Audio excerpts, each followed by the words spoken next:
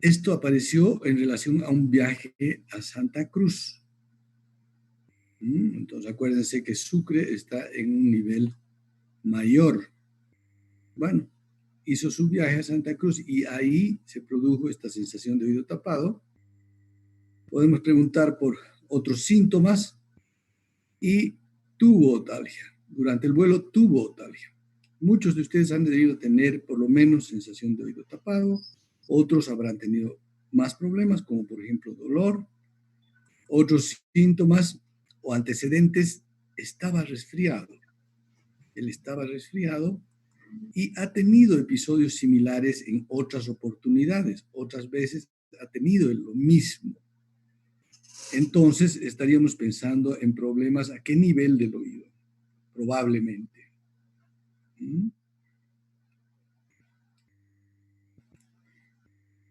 Oído externo, podría ser un tapón de cera. ¿Qué dicen? Podría ser, ¿ya? Pero cuando hay problemas de audición, sintomatología auditiva en relación a cambios de presión, yo pensaría más bien en trompa de Eustaquio y oído medio. Ahora, ¿cómo dilucidamos, cómo aclaramos, ¿no?, esta disyuntiva?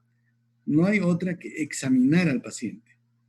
Hay que examinar. Aquí tienen una otoscopía.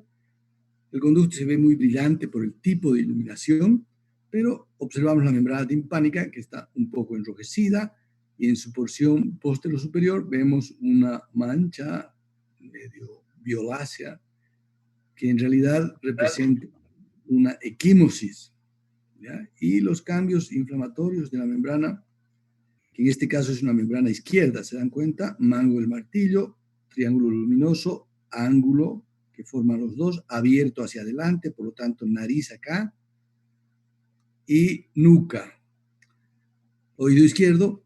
Y estos cambios que estoy viendo, más los antecedentes, que ya teníamos sospechas de problemas en el oído medio, me dicen que este señor tiene problemas, o sea, cambios inflamatorios, podemos llamarle otitis media, y en relación a un cambio de presión que no ha sido adecuadamente compensado, por lo tanto, podemos hablar de barotraumatismo, otitis media barotraumática.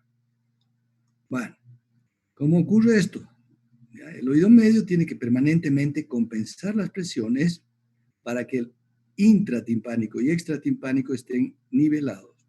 En este ejemplo, donde hay una inmersión, la presión externa empieza a subir, no se compensa la presión intratimpánica y el tímpano se va retrayendo, presión negativa, que en el caso de la inmersión puede llegar a la perforación de la membrana timpánica. En el caso de descensos, como de Sucre a Santa Cruz, poco probable que ocurra perforación de la membrana traumática por barotraumatismo, pero van a haber una serie de cambios en algunos pacientes que los vamos a incluir en lo que se llama otitis media barotraumática. ¿Qué hacemos? Podemos darle antiinflamatorio, podemos darle descongestionantes, tanto tópicos como sistémicos. Vienen en gotas, vienen en cápsulas, esto hay en el comercio, habitualmente asociado a antihistamínico. El antigripal tiene descongestionante, aparte del antihistamínico y el paracetamol. ¿Con qué objetivo? Queremos que la nariz ventile mejor, que la trompa de Eustaquio ventile mejor y de alguna manera favorecer la compensación de presiones. ¿Podemos agregar algo más? Sí.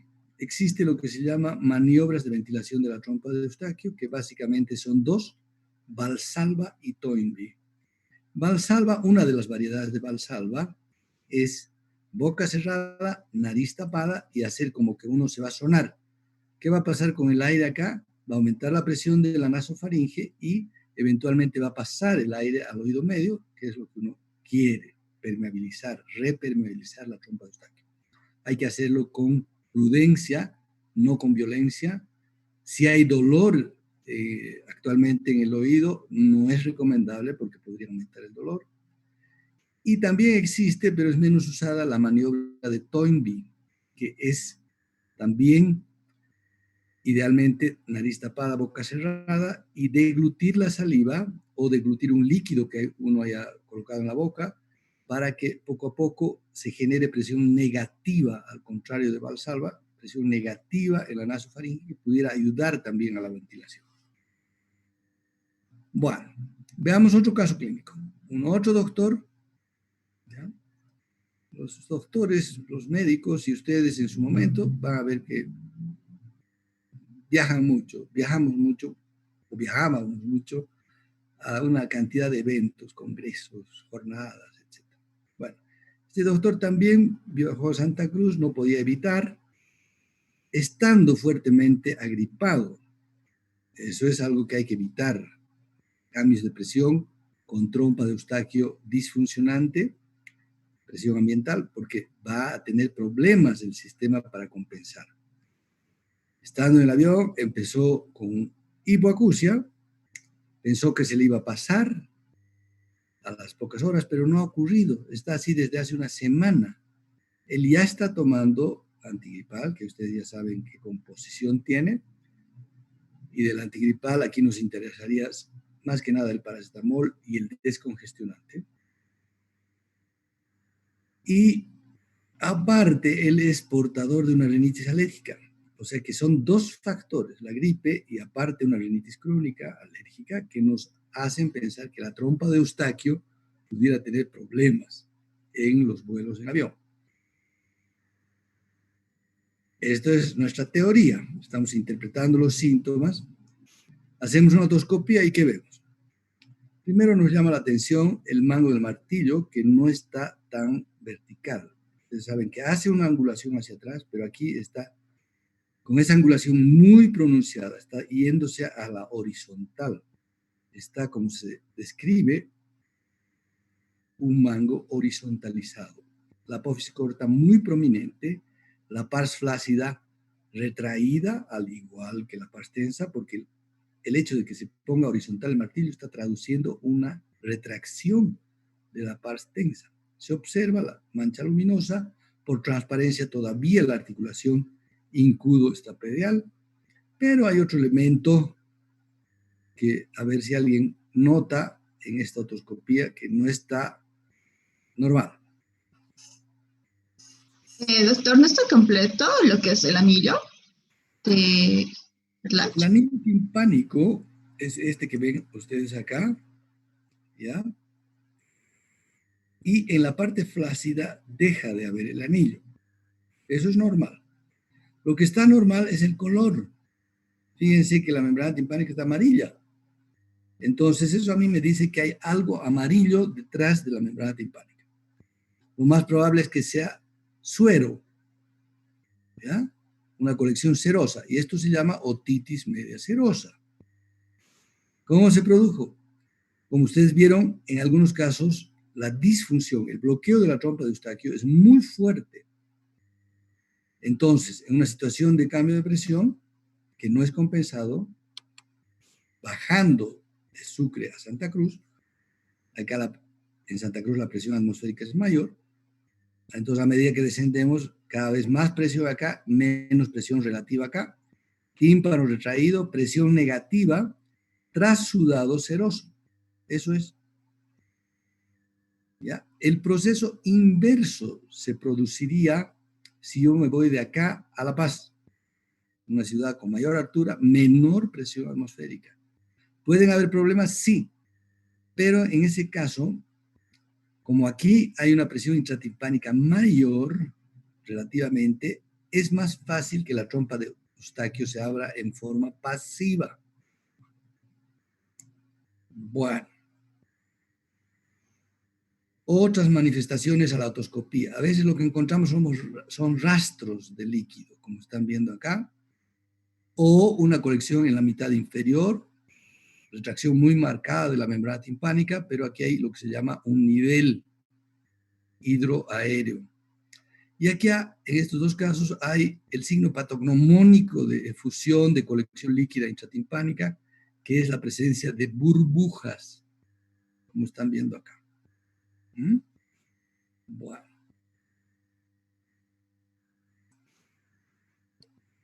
Ahí está claro. hay signología clarísima de colección serosa y hacemos diagnóstico, ¿no? Pero pudiera ser que el tímpano en un paciente X estuviera más opaco. Esto están viendo ustedes con videotoscopía, con su otoscopio normal, no ven tanta resolución, no tienen tanta resolución, y podría de fuera verse como una membrana opaca, nada más. Y hay dudas, ¿hay líquido o no? Porque el paciente dice que no escucha. Entonces, ¿cómo seguimos? ¿Le podríamos hacer una audiometría? Sí, sería ideal hacer una audiometría. Entonces, ahí tiene el audiograma. ¿Y qué tiene este paciente?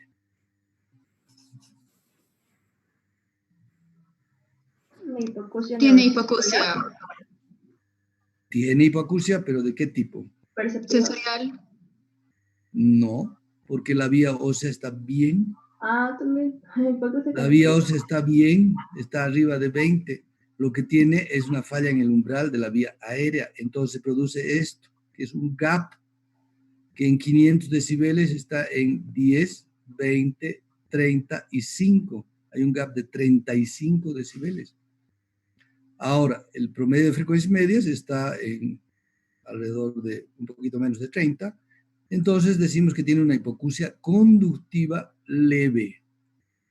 ¿Eso qué quiere decir? Que hay problemas en el oído medio. Si ustedes me dicen perceptiva, esta curva tendría que estar pegada a esta otra y el problema estaría en el oído interno. Pero aquí está en el oído medio. Pero si bien sabemos que hay problemas en el oído medio, no sabemos cuál problema, cómo avanzamos.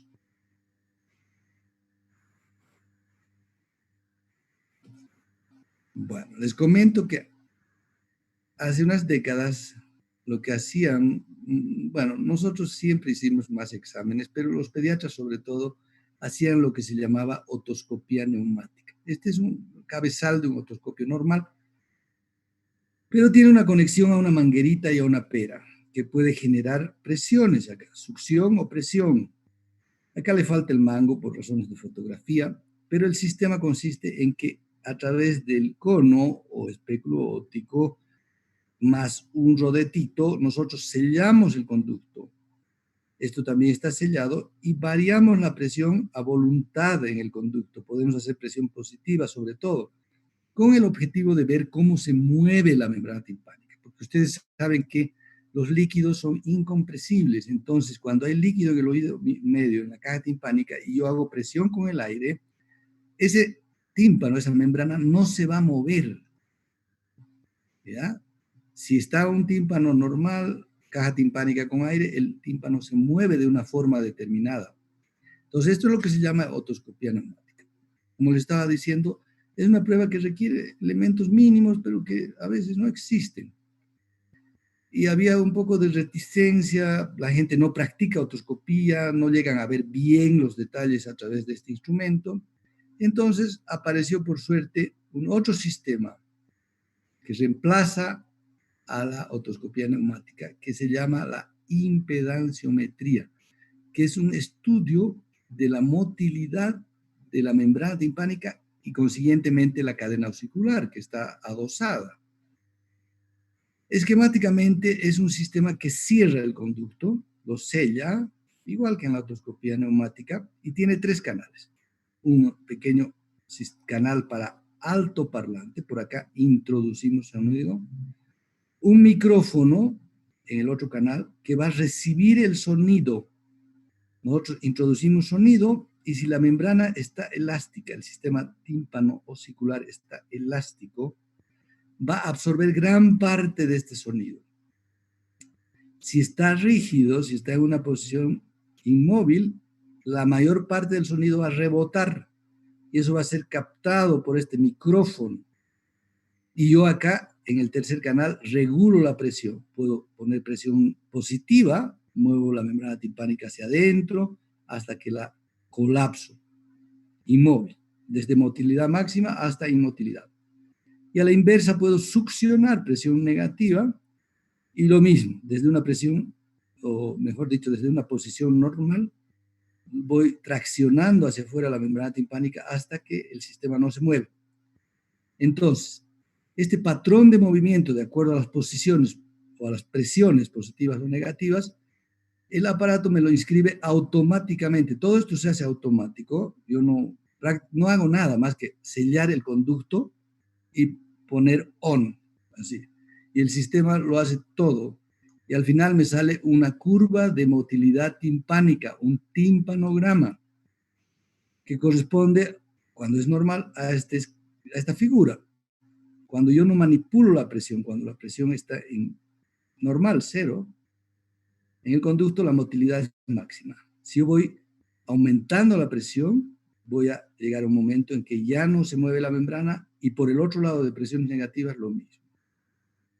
Cuando hay un líquido en la caja timpánica, se produce lo que se llama un timpanograma plano, o sea que no hay ninguna curva. Es el timpanograma de tipo B. ¿Mm? Y en timpanometría hay una serie de curvas típicas.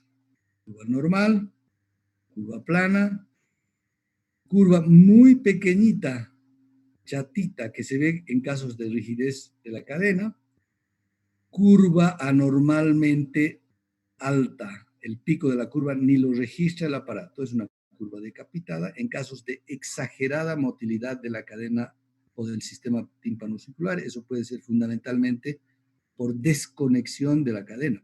Y acá tienen una curva cuyo pico se desplaza hacia presiones negativas. Es decir, yo succiono en el conducto y recién empieza a adquirir motilidad la membrana timpánica. Eso quiere decir que previamente está succionada, que previamente hay presión negativa en la caja timpánica. Bueno, pero la impedanciometría además me permite registrar el reflejo estapedial. Cuando yo introduzco un sonido 70 decibeles arriba del umbral sonoro o de audición de un paciente, se produce la entrada del sonido, caracol, nervio octavo, tallo cerebral, y aquí hay un arco reflejo, ¿ya? Se conecta con el séptimo par facial a través de la inervación del músculo del estribo. Y cuando hay esa magnitud de sonido, 70 decibeles o más sobre el umbral, para proteger el oído interno, el músculo del estribo se tensa para inmovilizar el estribo, para evitar que ese sonido entre al caracol. Este reflejo se produce a esa intensidad y puede ser ipsi o contralateral. ¿Para qué se usa el reflejo estapedial? 1. Topodiagnóstico en parálisis facial. Tiene un esquema del nervio facial, primera porción, segunda porción, tercera porción, ganglio geniculado. Bueno, esta es la porción timpánica. Después del ganglio geniculado, estos dos nervios salen en el oído medio. Nervio del estribo, del músculo del estribo y la cuerda del tímpano. Bueno, a través del estudio de cada una de estas ramas, yo puedo eventualmente, ¿no es cierto?, secreción lagrimal a través del test de Schirmer, de secreción lagrimal, reflejo estapedial que ya hablamos, gustometría, pitada anterior de la lengua, secreción de la submaxilar, cialometría, y bueno, la motilidad facial nos indica automáticamente, viendo al paciente, si hay una llegada del estímulo a su órgano efector. Entonces, pongamos el caso de que aquí hay una sección del nervio facial antes del músculo estribo, del nervio del músculo del estribo. Bueno, esto no va a funcionar, no va a haber ese arco reflejo. Eso se llama topodiagnóstico.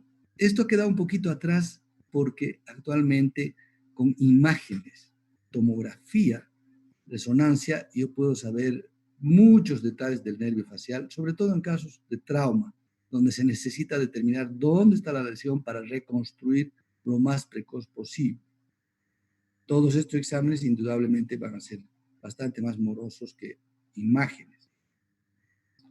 Entonces, en resumen, la impedanciometría a través de sus dos ramas, una timpanometría, que me va a mostrar la motilidad timpano-auricular, yo puedo estudiar cómo está la presión intratimpánica, si hay colección líquida, si la cadena auricular está íntegra, si la membrana está íntegra. Muchas veces yo puedo hacer una otoscopía y creo ver una membrana timpánica normal y resulta que cuando insuflo aire en el conducto no puedo elevar la presión. ¿Eso qué quiere decir? Que se está pasando el aire por alguna comunicación anormal. Y el reflejo estapedial que se usa para el topo diagnóstico en parálisis facial puede usarse, pero también se usa para pesquisar hipoacusia. Si yo a neonatos o niños pequeños, lactantes, aplico este examen que es, como les digo, automático, es objetivo, puedo, a través de un sencillo razonamiento, si el niño me responde con reflejo a los 80 decibeles, yo quito la diferencia de los 70 necesarios para elicitar el reflejo y llego a la conclusión de que está escuchando en 10 decibeles. ¿De acuerdo? Bueno. Otitis media serosa, entonces, por obstrucción tubárica de rápida instalación, habitualmente unilateral. Los síntomas ya los vimos: hipoacusia, plenitud, sensación de oído lleno, autofonía, que es la percepción de la propia voz, anormalmente en un oído, bueno, dos. La otoscopía con los signos de retracción, efusión amarillenta o a veces normal, aparentemente normal. La otoscopía neumática con motilidad timpánica disminuida. La audiometría, hipoacusia conductiva leve, la impedanciometría curva B. Con todo esto yo ya sé qué es lo que tiene el paciente en el oído medio y viene la parte de tratamiento. Hay una beta médica, una rama médica, se puede intentar descongestionantes, antiinflamatorios, maniobras de ventilación de la trompa, pero muchas veces cuando el tratamiento médico no funciona tenemos una otra arma que es una maniobra quirúrgica que consiste en incisión de la membrana timpánica, miringotomía y aspiración del contenido seroso. De esta forma, aquí tienen una miringotomía que está bastante amplia, podría ser más pequeña, pero fíjense que está en el cuadrante anteroinferior, que es el más seguro. Bueno, vamos a ver una segunda parte en esta sesión y al final van a poder hacer sus preguntas.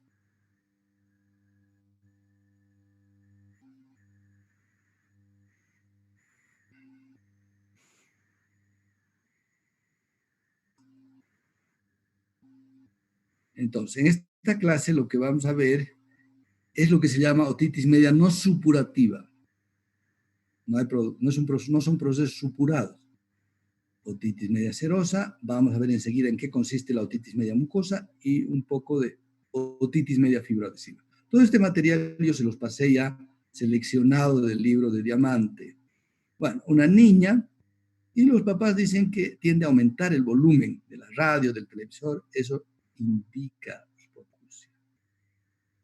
Los niños, si no es dolor, no se quejan. Entonces los padres, los profesores, los médicos tienen que estar con un alto índice de sospecha cuando hay estos antecedentes. Esto tiene varios meses de evolución, 10 meses, y su profesora también ha notado que está distraída y bajo rendimiento en la escuela. Este es un típico caso de sospecha de hipoacusia en niño. Hacemos una otoscopía, hay que averiguar siempre con el examen físico lo más posible, y vemos que es un tímpano íntegro. A ojo o con uso de microscopio o de videootoscopía puedo encontrar algunos detalles. En una otoscopía normal tal vez esto se vería un poquito más rojo de lo normal por esta congestión medio radiada o perimaleolar también, pero también podría haber una otoscopía normal. Como hay el antecedente o sospecha de hipoacusia y nosotros no vemos nada muy claro, entonces pedimos audiometría. Y la he sacado yo exprofeso esta audiometría de internet para mostrarles algunos detalles. Vía aérea fuera de lo normal, está en 45 decibeles. Vía ósea normal, pero con errores. El trazo que une estos símbolos debe ser discontinuo y el símbolo propiamente de la vía ósea derecha está al revés. Debe ser corchete abierto hacia este lado. Entonces, fíjense, esto es para mostrarles que también en Internet pueden obtener información incorrecta. Ahora, aquí hay un gap, hay hipoacusia conductiva leve, igual que en el caso anterior, en los dos oídos. Para averiguar exactamente la causa, qué está fallando en el oído medio, tengo que hacer timpanograma y me sale efusión, curva B plana, derrame, colección, líquido en el oído medio. a esta edad, con esta audición y timpanograma plano, que yo les he mostrado de un lado, pero en los niños con esta patología es casi siempre bilateral. Entonces estamos hablando de otitis media mucosa. Es frecuente en niños. La base, el sustrato es obstrucción tubárica crónica. No es un pequeño incidente de disfunción tubárica, sino esto es una condición que ha estado por meses y generalmente bilateral, que conduce a una colección de mucus espeso intratimpánico y produce hipoacusia leve a moderada. Puede pasar desapercibida. Y al examen vemos tímpano normal o tímpano opaco, a veces retracción, a veces un poco abombado, y las pruebas diagnósticas que acabamos de escuchar. Entonces ya sabemos que hacemos el diagnóstico de otitis media mucosa y cómo manejamos el caso. Cuando los casos son sospechosos de ser muy recientes, de instalación reciente, hay escuelas que optan por un tratamiento médico que puede tener antibióticos, mucolíticos, a veces corticoides. Generalmente no funciona y hay que llegar al tratamiento quirúrgico, que consiste otra vez en miringotomía, pero aquí no me sirve una miringotomía que dure unos días. Hay que aspirar el mucus y hay que colocar un tubo de ventilación transtimpánica. Aparte, hay que tratar de descubrir cuál es la base de la disfunción tubárica y tratar de solucionar. Entonces, paciente en decúbito dorsal, tímpano derecho, mancha luminosa, mano del martillo, cuadrante anteroinferior, incisión de esta magnitud más o menos, succión del mucus y colocación de este tubo, que es muy pequeño, tiene un diámetro exterior de 2 milímetros, diámetro del lumen 1 milímetro, y tiene estos rebordes diseñados para que un reborde quede por fuera de la membrana y el otro por dentro. ¿Cuál es el objetivo? Que este tubo permanezca por meses, ojalá por lo menos un año o más. ¿Por qué? La presión negativa crónica, para que se produzca la otitis media mucosa, generalmente produce cambios en la mucosa del oído medio, aumentan las células caliciformes, aumenta la secreción mucosa, y esa condición no revierte en días ni semanas, se necesitan meses. O sea que si yo no colocara el tubo, se reproduce el problema. Entonces necesito que este oído medio esté bien ventilado artificialmente a través de este tubo. Este tipo de secreción es la que se obtiene, mucus muy espeso, y este es un tubo in situ, en su lugar. Tratamiento de las causas subyacentes, averiguar de alergia, rinitis alergia, averiguar de infecciones, sinusitis, rinitis infecciosa crónica, adenoiditis. Los adenoides son parte del anillo linfático de Valder, que está en la nasofaringe en este caso, por eso se llama amígdala faríngea, y puede provocar problemas obstructivos a nivel de las coanas o problemas con la desembocadura del conducto de la trompa de Eustaquio en la nasofaringe. Hay que averiguar y si es necesario solucionar esto paralelamente al tubo. Esta imagen, que parece una perforación timpánica, en realidad es de un tímpano atelectasiado, ¿ya? Completamente colapsado, pegado al promontorio, a la pared medial de la caja timpánica. Y esta es la cadena auricular que se vuelve disfuncionante o no funcionante.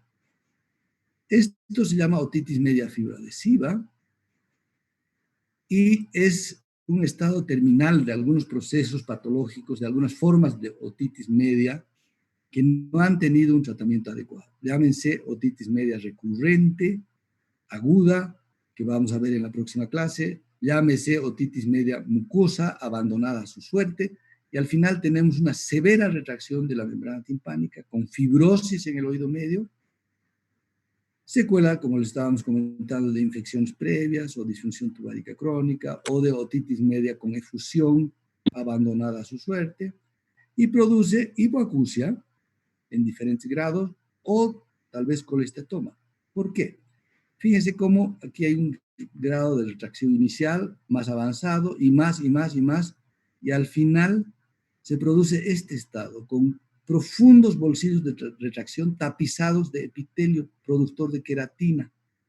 Sucesivas capas de queratina, al final terminamos con un colesteatoma, un quiste epidérmico en el oído medio. ¿Qué es lo que hay que evitar? Tratamiento, identificar la causa y tratar esa causa de disfunción tubárica, y eventualmente se pueden colocar tubos de ventilación, pero a largo plazo, a muy largo plazo, y eventualmente hay que reconstruir el oído medio. Aquí para mostrarles este tipo de tubo que es diferente, es una T, tubo en T, esta es la rama larga y adentro está la rama horizontal, de manera que es prácticamente imposible que se expulse. Entonces, hablando de otitis media, nosotros tenemos que dividir inmediatamente si se trata de supurativa o no supurativa. Supurativa aguda y crónica, vamos a ver la próxima clase, y acabamos de ver serosa, mucosa, fibroadhesiva no supurativa. Eso es esquemáticamente. Próxima clase, otitis media aguda. Y ahora podemos responder sus preguntas. ¿Qué dice? ¿Qué dudas tiene? Buenos días, doctor. En Buen caso día. de que en la otitis tengamos ya bueno, prácticamente el tímpano esté destruido, entonces en este tipo de casos, ¿cómo procederíamos a hacer lo que es la reconstrucción por el tratamiento quirúrgico para insertar el tubito? En realidad, cuando tú ves en la etapa más grave de tímpano atelestásico, ahí ya no funciona un tubo.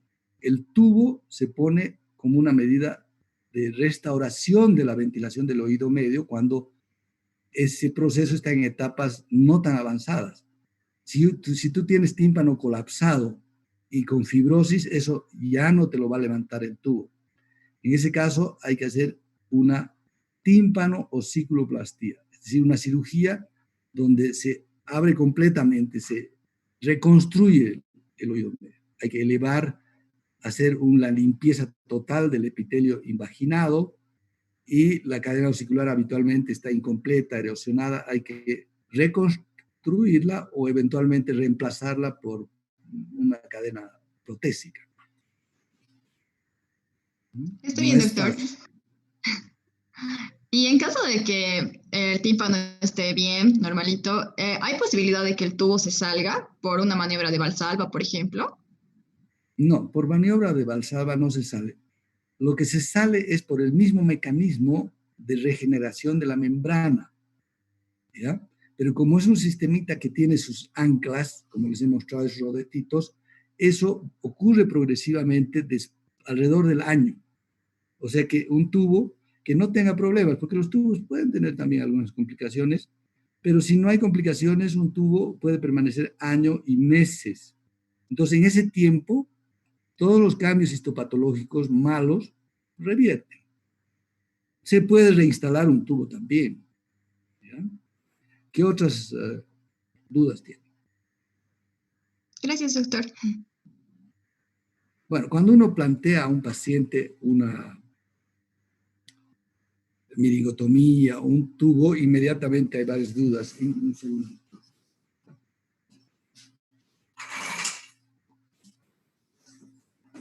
Que veo que ustedes no tienen. O sea, son pacientes ideales. Yo les diría, voy a hacer esto y esto con su oído, y ustedes no dirían nada.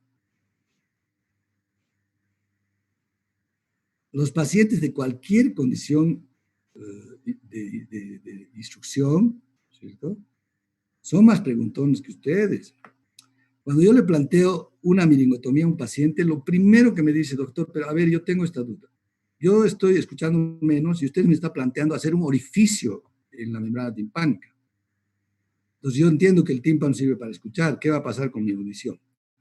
La verdad es que la incisión es tan pequeña que si comparan, no compromete sino un 2-3% de la superficie de la membrana timpánica. Por lo tanto, la traducción en hipoacusia por el procedimiento es nula. La otra duda que siempre tienen los pacientes, ¿qué va a pasar con ese orificio? ¿Me va a dejar con mi tímpano perforado? En realidad, ese no es motivo de preocupación porque la perforación digamos, el procedimiento que produce la incisión y comunicación, se cierra antes de lo que uno quisiera. Si uno no pone un elemento para que, digamos, no se cierre, como un tubo, una incisión de esa magnitud en la membrana timpánica se cierra en días. En 3, 4, 5 días ya está cerrado. Y a veces uno quisiera que permanezca más tiempo abierto. Y ese es el objetivo del tubo. Ahora, el tubo en su lugar es una comunicación anormal entre el oído medio y el exterior, que está reemplazando la trompa de Eustaquio. Y los pacientes preguntan, pero si, ¿qué pasa si yo voy a una piscina? ¿Ah? O si voy a la ducha. Se va a entrar el agua y se va a infectar, yo entiendo. Eso preguntan los pacientes, les cuento. Y de todo nivel cultural. Entonces uno les explica que no tienen que zambullirse, no pueden zambullirse. En la ducha es poco probable que entre agua en forma masiva. Para que entre hasta el oído medio, que es un riesgo de contaminación, de infección, tiene que entrar bastante agua. Y existen también la posibilidad de colocar tubos especiales que no permiten la entrada de agua. Tienen una microrejilla, pero son caros. Doctor, una consulta. En caso de infección, en caso que el paciente vaya a la piscina y sufre una infección, ¿cuál sería el procedimiento que tendría que realizar? ¿Qué medicamento tendría que tomar? Se hace antibiótico-terapia sistémica y tópica. Antibiótico por vía oral y gotas. Y no da problemas. Se trata como una otitis media aguda, que vamos a ver una mezcla de otitis externa y otitis aguda, porque en la otitis media aguda no tienen lugar las gotas antibióticas tópicas. Ahora, eso depende también del grado de infección que yo determine. Si yo examino al niño y tiene una infección mínima, así escasa secreción a través del tubo, podría incluso intentar solo tratamiento con gotas. Pero normalmente les damos oral y tópico. Pero no es un problema el manejo. El problema, como les digo, es más bien que estamos preocupados de que se expulse prematuramente. Está bien, gracias, doctor.